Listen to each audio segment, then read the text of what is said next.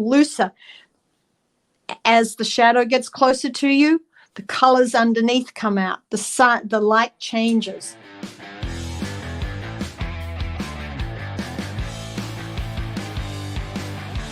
But first, let's get right to our guest, Barbara Tapp. Barbara, are you there? I'm here, Eric. Hi. All right. Now, I know you're going to start teaching, and that's really good. But throughout this, I'm going to tell a couple of stories about you. I hope you don't mind. Oh, no, of course I don't. I'm sure they're going to be amusing to somebody out there. Yeah, they will be amusing. Okay, well, I'm going to go ahead and let you get started with your training. Thank you, actually. Well, I have to start with where this inspiration began. I'm always searching for new things to do. I'm a work in progress. I've said this before. I was attending Watercolor Live, and this was only in January, at the end of January, and I had an aha moment, and it was extraordinary. It was after watching Birgit O'Connor when she was describing the color wheel. And for some reason or another, the refresher on that made me very excited about color again. And then there was a demo by Tom Lynch. And this is the sample that I wanted to show you, is that this was his reference that he gave us. And this is the painting that I did from it. So there was a combination of using Birgit O'Connor's color wheel that she reminded me of, analogous colors, complementary colors, things like that. So I wanted to experiment from my regular, normal painting. Can I ask you a quick question? Yes. I mean, you are an experienced painter. You've made your living as an artist for many, many years. Why on earth would somebody like you at your level attend something like Watercolor Live or Plein Air Live? Because I don't know everything, and I'm a student. You're not like me. I thought I knew everything. Yeah, no, it's quite fascinating. You know, we can always learn and continue to learn. And a lot of people read books. I'm better with visuals. And Watercolor Live and Plein Air Live, which I do them all, Realism Live, I find that I have this concentrated focus by being in a studio. And I can actually follow through at my own pace, which is really good. But the one thing is that I am primarily a plein air painter. So when I go out into the field, I don't get to practice before I actually paint. I paint and react immediately. And so by doing this, by actually the aha moment that came from actually the Tom Lynch thing was to change the colors in my shadows. And that in itself, then this was the next one I did. Again, can you lower that a little bit so we can see it? No, lower it. There you go. Perfect. This absolutely blew my socks off. I was so excited. I couldn't wait to get out into the field. And what happened here was this isolation of putting darks in before I actually painted the rest of the painting. And I think the samples that you showed gave an example of how by putting your darks in first, you didn't have to go around chasing and waiting to put your darks in at the end. And if you're a plein air painter, often those shadows and those shapes have already gone. So this approach that revealed itself allowed me to actually come in when I was immediately stimulated and interested and excited about what I was seeing outdoors in the plein air situation. And I could actually then put in all the darks.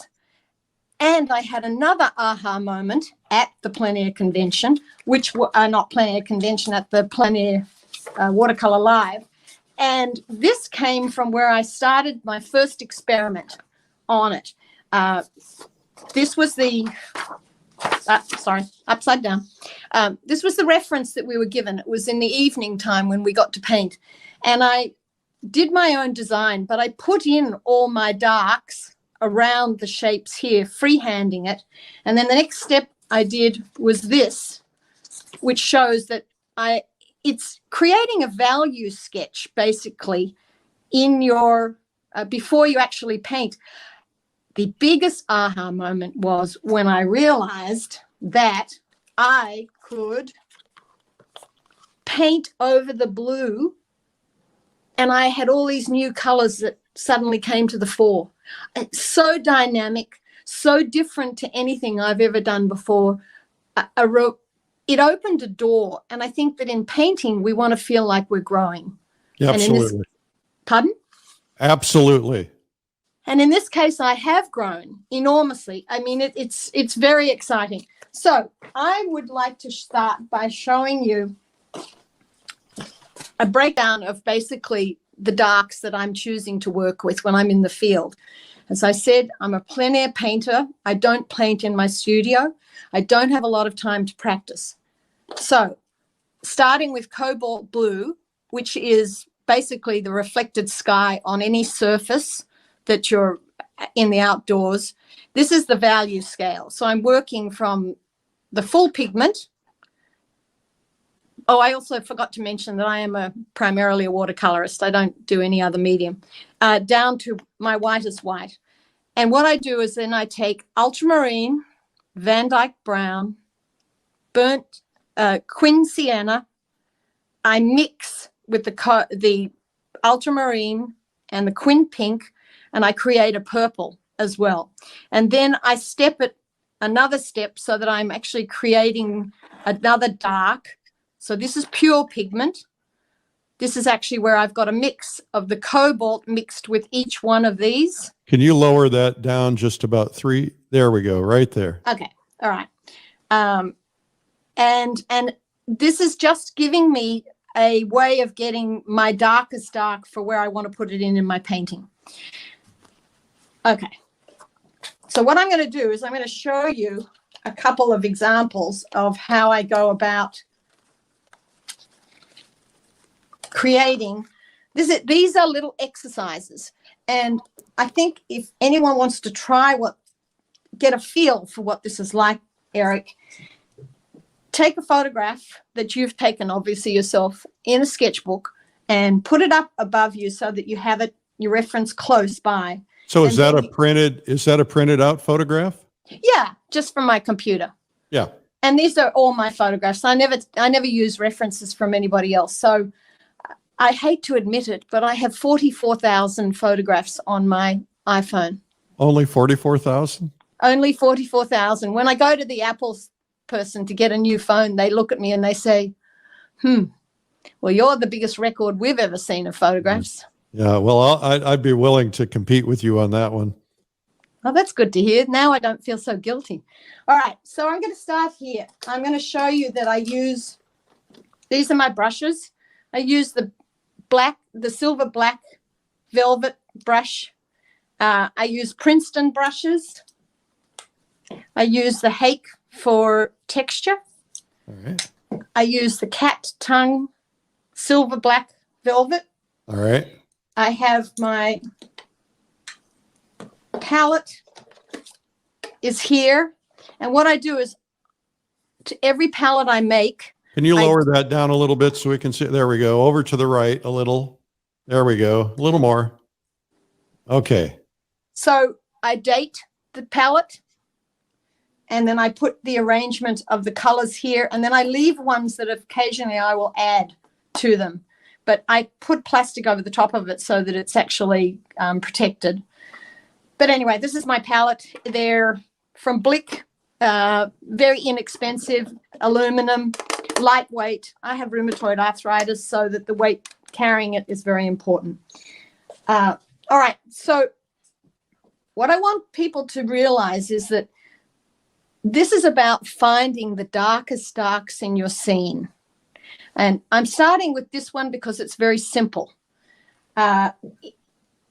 So what we're doing is we're going to look out for the darkest darks in a scene, and we're going to put them in straight away first. In this case, I'm going to use a pencil. So sometimes I go into the scenes and I just freehand without using the pencil. I establish my horizon line, which is here, my design. You can move things around. You can change things around. Nothing is written in stone.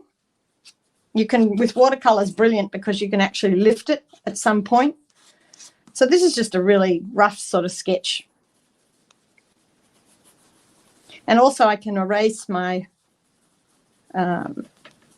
pencil. So this is this is a very rough. I'm going to now, can you see my palette that I'm mixing? No. Eric? This is the ultramarine blue. I got busted. I was trying to fix my camera. That's okay. Don't worry. You're having troubles with your camera. So what I've done is I'm taking the Van Dyke brown, I'm taking the cobalt and the ultramarine, and looking at this, this is a man in black. So there's some warmth in there. This is a blue shadow. So I'm just going to go in and paint fairly roughly.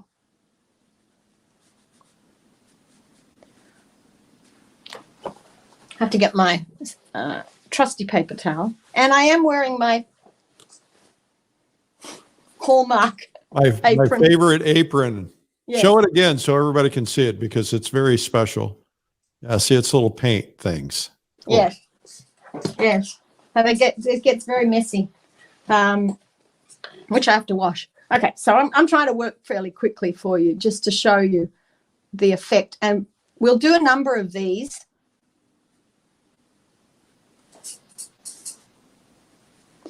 You have to ask me questions. Anybody have any questions?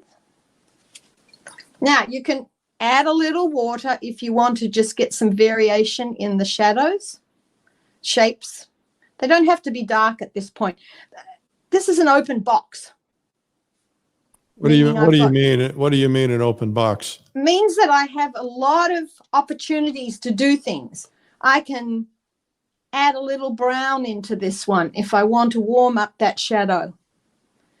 I can put some even darker brown in here if I want to make this one even darker. So as watercolor, because of the water nature, you can drop color into it and it does its work on the paper. We do have a question. Yes. Barbara, when did you start painting? That came from Katie Manor. I started painting plein air about 10 years ago. All right. But I'm an architectural renderer, so I draw buildings all the time. Yeah, and somebody, J.M. Hansen, what paint do you prefer? Oh, I have a mix. Primarily it's Daniel Smith, and then I have core. My sap green is core. My cobalt blue is core because it remains fluid all the time. It's a terrific cobalt. Let me think what else. I use Holbein. Brushes are a bit like flavor of the month. However, this black velvet has turned out to be quite an interesting. Okay. So basically, that's the formula. You've got a painting there already. This needs to cook, and meaning dry. But I'm going to speed the process up because I want to show you some other examples. What kind of watercolor paper are you using? Another question. Oh, this is a Stillman Burn Zeta sketchbook. So if you look at it, I have paintings and sketches and notes in it.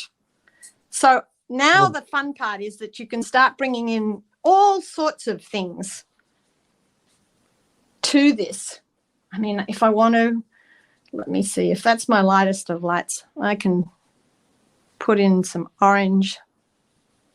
This is where you can use your imagination. But the nice thing is that the storyline is here because your darks are already in it. It's a very exciting approach to come into watercolor this way, knowing that I can then run washes on top of all of this. I mean, look what's happening here.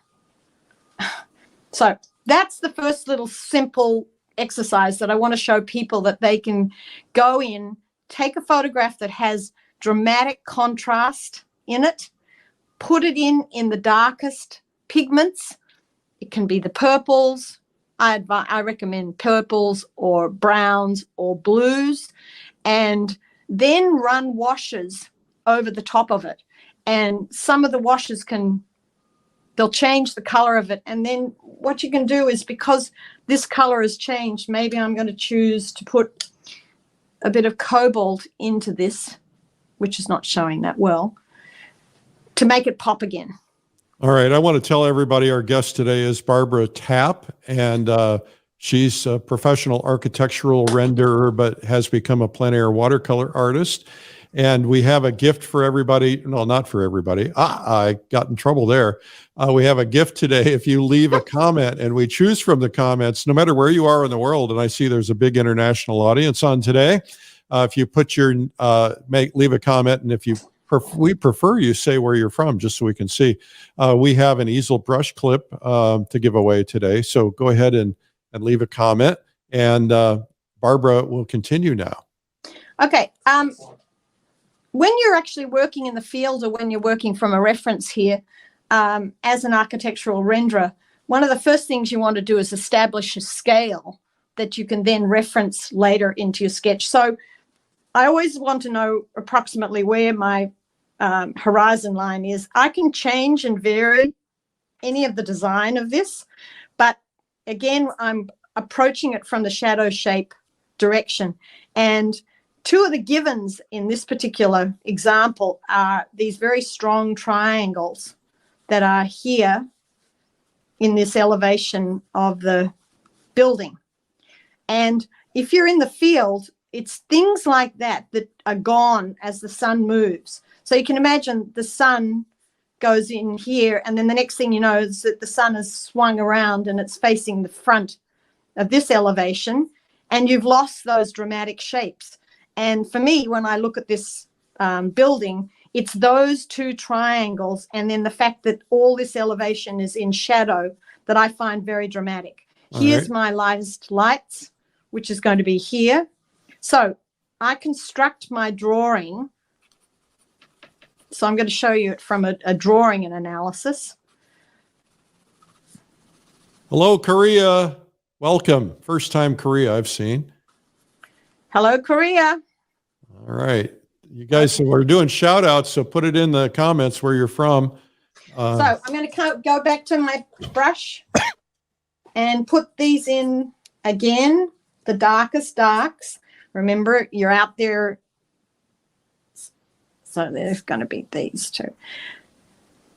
You end up, it's a bit like a jigsaw puzzle. You end up creating a painting of shadow shapes. And that in itself, Eric, is really fun to paint around. That is fun. Barbara, yeah. People are starting to put in the comments how many photos they have on their phones. I see 9,000. I see 76,000 and 1,200 videos. That's CG York. I don't know where CG I don't feel guilty at all. Keep telling me that, because that makes me feel so good. Hello, South Africa. Welcome to Art School Live. Right. So we can see how the shadow shapes are being built up here. I love mucking around. And so here's the cobalt. So here's that bush that's in the front. I'm going to preserve that area. These brushes are amazing because the tip is so fine. Tell us again what they are. People tuned in late. It's black velvet, silver black velvet, and it's an 8 round. From silver brush.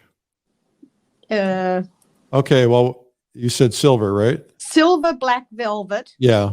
3000 S round. And yeah. This is so the company is Silver Brush. So we're going to have to contact them and get them to sponsor, because we'll probably sell about 1,000 brushes for them today. Hey, listen, I have a dear sweet friend who's Australian who she and I go out regularly painting, and she's told me about these brushes, and it was yes, oh yeah. I mean, I've got all these other brushes. And one day I said, do you think I could try one of those brushes? And she said, sure. Anyway, I was hooked. Totally hooked. Okay, so here we go. We're going to put in this. Now, can you see this amazing? Look, if anyone's into jigsaw puzzles, like I am, to me, this starts to become like a jigsaw. And when you come in, I'm going to go a little bit more forward in this by putting in the sky but I'm going to do it. I'm going to alter the coloring, even though there are brown trees up in there. Well, you're an artist. You get to alter what you want. Hey, this is play. Yeah. Hello, Netherlands. Hello. Let's see. I just saw some Sweden. Hello, Sweden. Welcome, everybody. Hello, Netherlands. Montreal. A lot of Canadians, a lot of British Columbia, a lot of different places. So there's my building now popping out. Yeah. So you'd laid in your shadows first, which is very unusual for watercolor. Right. And so now I'm going to show you also by adding the green into it. And then I'm going to bring in another. I'm having fun mixing. Yeah. No pressure when you've got an audience. We don't have a huge audience on live yet today, but in replays, we've had as high as 150,000. So no pressure painting in front of all those people. It's okay. I'm just playing. They're getting to watch me play this morning. Tell everybody how you and I met. To be honest, I had always been envious of my kids in summer camp. And I heard from, first of all, I came to one of the Plein Air events, but you held... Like the convention, you mean? Yeah, I came to the convention in Monterey after I'd just taken up plein air painting for the first time. And you advertised in your magazine Fall Color Week. Yeah. And I came to Fall Color Week. That's pretty much you came to the first one, I think, didn't you? Yes, I did. And for me, it was summer camp. It was quite an extraordinary event to come to. So what I'm doing here is I'm taking those shadow shapes and now I'm adding some color into them. You can go as far as, so that the blue, this was another part of the dynamic part, exciting part of this whole process, was that I realized that I could paint over the shadow shape blues or shadow shape browns. And so you could do like layering or glazing. Yes. And what you're doing is you're preserving the drama. I mean, ultimately in watercolor, we're all trying to work towards getting our whites. That brings me to a point about oil painting. I'm so envious of oil painting and gouache and pastel because they get to add their whites afterwards. And my head has been saying, well, why can't I paint in watercolor like oil painters paint? And so this was an aha moment in saying to me, Barbara, yes, you can do this. You can get that drama without having to contrive to put it in at the last minute or I don't know. I got lost. That's all right. So there's a question from Maribel who says, do you paint shadows first when painting in plein air? Yes. Yes. Eric, how much time have we got? Because I want to show some samples. You got plenty of time. I'd say we're willing to go up to another half hour. Oh, okay. All right. So you can see here. But only for you. Oh, awesome. That's great. I'm very complimented. As long as I can still keep thinking of things to say and things to talk to you about. So I'm putting in the little doors here. There's a nice shadow here, which I did not put in, which is going to be the chimney. Hey, Barbara, I just checked my phone. 115,413 photos and 3,000, no, let's see. 3,000 plus video, 3,106 videos. Ouch. I never throw anything away. I should, I guess. No, you know what? One day when I'm an old person sitting in the old folks' home and nobody will talk to me. I'll talk to you. I'll be right there. But I'll be sitting there and somebody will be saying, what's she doing?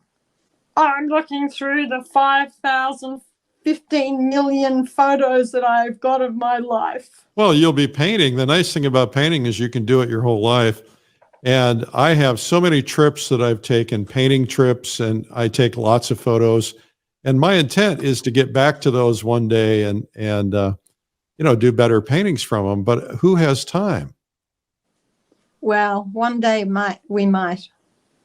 I don't know. I'm not going into an old folks home. You're going to have to put handcuffs on me. Yeah, right. Exactly. I mean, I hope I'm the same. I'll still be on stage dancing. It'll be 130 years old and up there dancing. Right. Anyway, so my point here is that we start to get a pattern. We start to fill in the areas around it. The painting starts to come together, but I still have my dramatic darkest darks that when I get to the end of the painting, I go back and I can actually darken them up again and again and again. So it's a process. This is a very quick, abridged example to inspire people to try this. I want to show you here an example I just did this week. So is that good? Can you see that? Yep. Okay, so here's my location. I'm on a country farm down in Almaden Valley with my friend Nancy, and there's my darkest dark shape. It's in here, and this is how I put it in. So I put it in with a much finer brush, and you can see it's fairly detailed. And then the next step was actually where I started to flesh it out with color, just adding bits of color to it. This was still more of the shadow shapes, but I'm keeping that dramatic white. And then I want to show you the end painting of how it turned out. Wow. So beautiful. Here's the process of the shadow shapes. You don't have to put the whole story in first. You can work from an area and then expand so that your tones and your values are less than this. You can see, I mean, I think that's a good example. I want to show you one more. So this was also on the same trip and a little bit harder to, let me see if I have these in the right order. Of course, I don't have them in the right order. Right. Okay. So here's the beginning of this particular one. So I had very dramatic fence posts and fence lines as the sun was sinking. And I put in all the blues, which are pretty much the same value, which would be maybe 7. Yeah, I was going to say 7. And so then here's the 8s, and then here's the 10s. Yeah. And then the next step, this gives you an idea of, well, actually that one was this gives you the scene. Can you see the scene? Yep.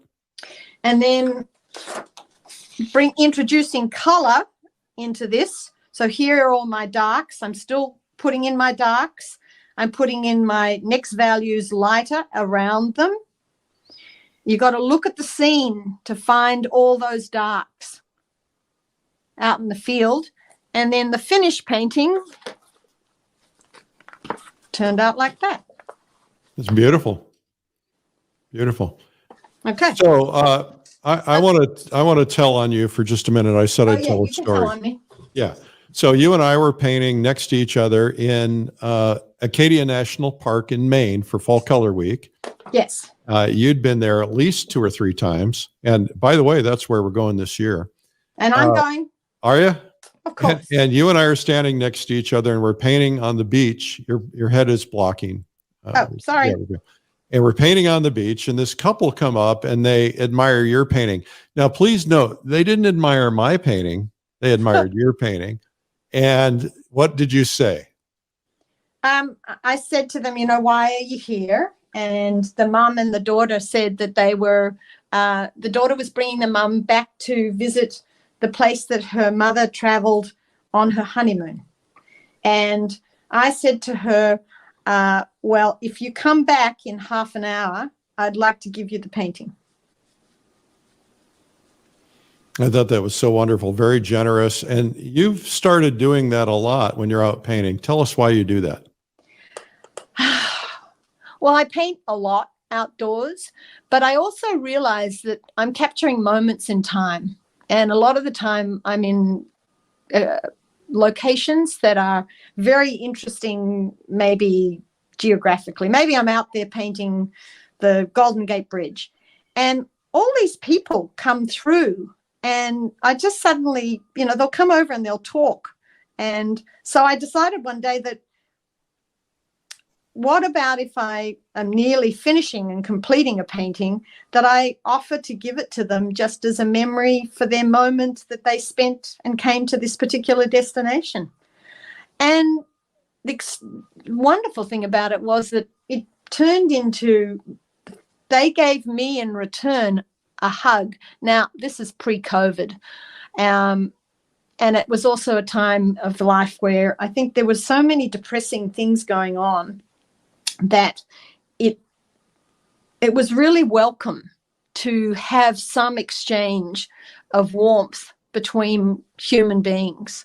And consequently, I've had paintings that have ended up in Istanbul. I've had paintings that have gone to Australia. And I hear back from these people. I mean, so I established and broke my own boundaries and brought new people into my life, and then shared the joy of actually painting and doing what I do. I mean, they don't get a chance to reject the work. And I said, and I went up to him afterwards. I said, since you got a $2,000 painting for free, I'd like you to spend that $2,000 on my painting. And I'm joking. I didn't. Yeah, really you got no response. Well, it's easy. So one person, Eric, when I was painting over at the Golden Gate Bridge, was very suspicious. Oh my goodness. This woman was just like, what do you want? What are you after? Is this a scam? And I said, no, it isn't. I'm just going to show something to you, Eric. I'm going to change my water, and I want to show a little bit of an extra technique that I will employ. So here I have a door, and I'm going to lift my watercolor. So just by adding clean water, you'll love my little water cup. Oh, I like it. Yeah. Uh-huh. Bugs Bunny. He's always laughing at me. He says, keep laughing. I got to tell you, Katie Smith says, I have the privilege of being a recipient of one of Barbara's beautiful paintings, Heart. What an honor. It is the only painting besides my own that I have allowed a spot in my studio. It hangs right next to my plein air equipment. Yay, Katie. Hello, Katie. That's sweet. Okay, so I've just lifted in the painting that doorway there. That's nice. From the shadows, and then I can put in some details. Now I can drop in my brush. You can see this is very rudimentary. It's very loose. But the nice thing about, I think, watercolor is that we can come in and put in a lot of our detail later, which I call a calligraphy. Yeah. You have to keep asking me questions. It's like the decoration on the cake. Except we can't lick our brushes. You also came to the Adirondacks to our event, right? No, never been. I thought you did. I was coming. Oh, that's right. You were, and then COVID hit. Yes. Yeah. We're gonna that's a long way. It is. It's a long way. It's hard to get to these places, some of them. Yep. Yeah, we're 5 hours north of New York City. We're up by the Canadian border. But, you have to go up north to get that beauty. Incredible beauty. I know. I know. But I've been painting just recently, since COVID. I had another friend. You have two friends now. That's good. I do. I have a few. I have a few friends that I travel around and try. You actually made a lot of friends at Fall Color Week. I remember that. Oh my goodness. I made friends with Cynthia Rosen and Linda Piker. We all came together in the same cabin, and we are going to reunite this year and come back together again. Oh, which awesome. Is going to be fantastic. So now I'm going to put in a little bit more shadow lines underneath those, so the eave is coming in. It really makes the dimension pop out now. It makes it three-dimensional when you do that. Yeah. And here's the little bit of Tom Lynch that happens is because there are these shadow shapes in here, you find that you have these wonderful white areas because you haven't actually joined things together. And that was something that he did. He who? He as in Tom Lynch. Oh, Tom Lynch, yes. In the demonstration that he did at Watercolor Live. Here's a comment from Anna, a question who asks, what types of easels and setup do you all have for plein air watercolor? You are inspiring me to try. Anna, the first thing I want to tell you is, before Barbara answers that, next week on Wednesday, March 9th, we have Beginner's Day on an event called Plein Air Live, which is all about plein air painting. It's online. We have 30 top instructors. We have people from all over the world attending and teaching. And I'm actually going to be doing a segment on easels and packing and things like that. But also we have watercolor painters, we have oil painters, pastels, so you can kind of get a sampling of everything. And Beginner's Day, you can attend just Beginner's Day, or you can attend the whole week. And so check it out at pleinairlive.com. Okay, I've done my job now. Barbara, can you answer her question about easels setup? Oh, yeah. You know, it's interesting. I took up plein air painting because I had a French easel that I had bought, and it sat for 10 years unopened. I didn't know what to do with it. So I took a workshop down in Carmel with Georgia Manser, and she taught me how to open that French easel. Now, I don't use it in a traditional way. The French easel usually comes up and you use the box. I use it flat, and I use it like a tabletop. Yeah. However, I hate to keep plugging Watercolor Live, but at Watercolor Live, I seem to get, I needed some new things. So I went and bought a PleinAir Pro travel setup, and it's a tripod, and then it has a platform that you can put on top of it. Yep. It's very easy to put up in the field, I must admit, and I'm enjoying it. So the couple of paintings I just showed you, they were both done with this plein air easel. It's really up to the individual. I still love my trusty sawhorse, which I call her, because she just doesn't blow over. These other newer models are lightweight, and they need to be weighed down in the field. Now I'm going to take this blue. I'm sorry, I knocked that. I'm going to take this blue and mixing up a Van Dyke brown,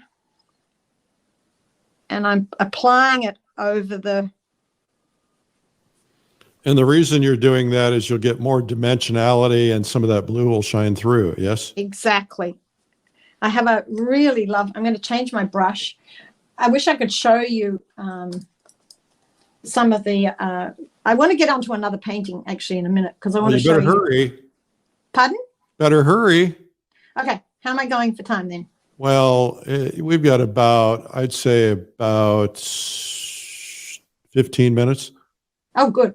All right. Well, if you guys are loving this, give a thumbs up or an applause so Barbara can feel the love. All right. So that's this example of this one. Now I want to actually move to, this was another one. I'm not going to do it now. I want to go to this one. All right. This will be my final little bit of demo. Will you do me a favor while you're doing this? Yes. Will you just talk slightly about perspective? Oh, okay. This is a very good example. That's why I chose that one. Way to go, Eric. Okay, so I'm a perspective junkie. I absolutely love perspective. Here I am. I'm standing in this field, in this yard, in a farm, and where do I begin? How do I choose? There were so many things. How do I choose to do my painting? What is my intent? That's what I always ask myself every time out in a plein air situation is, what am my intent? My intent was, I just was knocked over sideways by this wonderful, rigid man-made container, so foreign and alien to this amazingly natural, beautiful, 100-year-old barn. And I wanted to establish this relationship of those two objects to each other in the environment. And it was heightened by this dramatic shadow. So, Eric, what I do is I always find something that I will work as my scale, and I reference back to it all the time so that keeps the correct proportion in architecture. So the first thing I'll do is, these are my boundaries. I think I'm getting the hang of how to do this demo stuff now. Yeah. Hey, Barbara. Yes. I would be honored if you'd come to Austin to our studio and record some art instruction videos. You need to be very patient with me. You're doing such a good job. I don't think we're going to have any problem. Okay. So here is where I'm probably going to establish what my scale is going to be. And it's this edge, or it could be that square. It's not a square because it's diminishing down. Perspective, the lines of the roof tell you the directions in which the perspective lines are going to go back to the horizon line and to your, it's very hard to say what comes naturally. But these directional lines are going off to a point, which would be somewhere over here. And each one of them, they're not all on the same plane. That's where it starts to get very complicated. But for me, I'm going to use this as my scale. You remember what Joanna Arnett said at Fall Color Week about perspective? I think it's too long ago. Yeah. Well, she said, put a pencil in the middle of your forehead between your eyes, and then and then look at that, and anything above that line angles down. Oh, yeah. So, anything below that line angles up. So that's establishing your horizon line. Yep. So, Eric, while I'm looking at this, if this is a help to people, so I established that these two lines are going off to the point here, but they're diminishing, right? They're going further away from you. This line is going to be taller. I use a spot or a dot system, and it's like dot to dot. I was a graduate of the dot to dot book university, by the way, when I was young. That's a joke. Oh, the little books. Yes, exactly. So anyway, so what you do is then you take a point here, and I'm looking for the point that goes up here, and I approximate my distance between the two. I put a dot. That's going to be the peak of the roof there. And it's sitting, if I drew a straight line down, it's sitting a little bit in from here. So I know that that's approximately where it's got to be positioned. And you construct your whole drawing this way if you need to do this. Otherwise, I just freehand it. I mean, I know perspective so well. This one here, if I drew a line across here, an imaginary line, I will take this line here, and I'm going to try and plot where that is. This is all plotting. I know that I go across to here. Oh, that's going to be the end of the building. And then if I take a distance from there across, I know that this is going to be the end of the building, right? Mm-hmm. I know that this point comes back to here at about that height. I cast across. That's the point of where this corner is. And then I look at it. I look at the shape. This goes to a point here, which is in relationship to that point there. I know this is complicated, but this is how it works. And I know that this roof is going to go in like that direction, and then it's going to change and go in that direction. Okay, that's enough of the perspective, because I want to show you how to paint in free-handed the shadow shapes. Right. So my mind and my head and my eyes are looking for exactly those sorts of points, all based on this container. I'm going to paint from left to right across the page because I don't want to go backwards. I'm looking for all my darkest darks. I'm just going to cram them in now. Remember that sun is moving. I'm going to lose the incredible dialogue of shapes and shadows. There's little legs here. And then I'm going to come in with a quick brush and throw in some of these. You want to be excited about what you're doing. So don't color in the lines. Just get a feel. I've added some water to this. I've made it looser. As the shadow gets closer to you, the colors underneath come out. The light changes. I've painted one little small section of this painting, and suddenly look at the drama. Drama, drama, drama. You don't like drama. You know my rule about drama. Oh, I know. I know. Do you know how many times I say that to myself? No. I do. I say it to myself. You always said that. I love this. Here's a beautiful shadow that's got the sky reflecting into it. Look at the beautiful shadow there and how it's a light, maybe a 3, but it's so dramatic against these 3 shapes are what this whole thing is about. So I can actually put in this as a tone.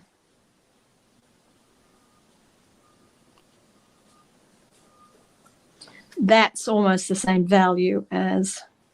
We're gonna give you about 5 more minutes. Oh, 5 more minutes? Okay. All right. All right. That's fine. But we're getting the gist of it. Yeah, you are. I hope you got the gist of this. Look, all I want to do, Eric, for the rest of my life is inspire people. It's so important. I just want people to go out and play with paint and experiment. Don't be rigid in once you've found one thing to do. Keep exploring. Yeah, I started doing watercolor portraits because I was inspired from Watercolor Live. As you know, I was sick and couldn't host, but I got a chance to get inspired. And then the other day I started doing a bust in clay, and it it's so freeing to try new things. And now it's informing everything. It's making me better in my oil painting and everything. So that is amazing. That is so amazing. Okay, I want to just say that in this building here, I don't like this elevation. I'm finding it really boring. So I'm going to change it and put in my own opening. Okay. It's going to be in shadow. That door will be called Barbara's door. Yes, it is. So, and then you can do, play. These shadow shapes will all come out in the end. All right. So if we're getting closer to, I want to show you what this painting ended up like. All right. Have the courage also. Change your shadow shapes into different color. Get that information down. Fast. Really fast.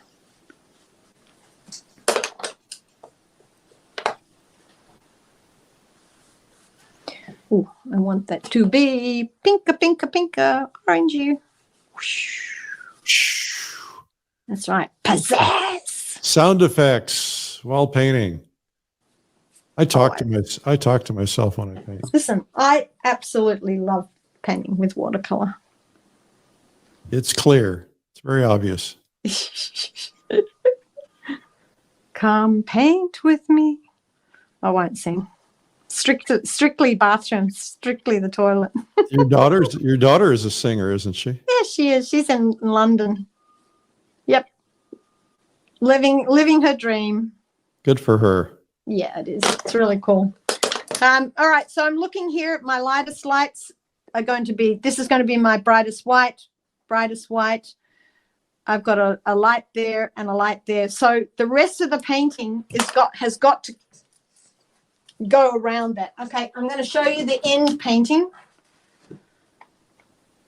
Beautiful. So you can see that was done in the field. And then here I took the hake, rather than explaining the whole thing, just using interesting brushes that will give you some interesting shapes. I lifted, so that's what this is, so that I can go back. But I think that that gives you the gist. I changed here over the blue. I brought in the color of the building. And then, of course, this popped the whole thing. So I can just show you that last little bit here.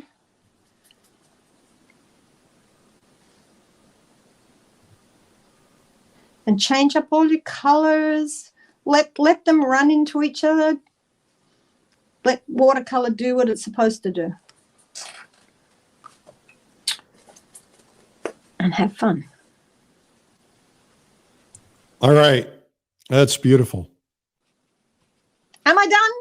Oh, well, you're not done, but you're done. Your time's up. Okay. All right. Well, Barbara, come back on camera so we can see you for just a second. Everybody can meet you.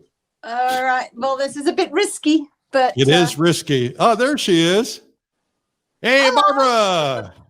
Barbara is one of the most generous, sweetest people that I know and a fabulous painter. Barbara, thank you so much for inspiring us today. It was really a pleasure to have you on, and I do hope you'll take me seriously on my invitation. Thank you. I mean, I had a pretty, sorry, I've got this around the wrong way. I had a pretty bad attack of nerves, but, you know. Well, we'll overcome that. Yeah. Well, Eric, thank you. I just wanted to share with people the passion that I have. And thank you so much for me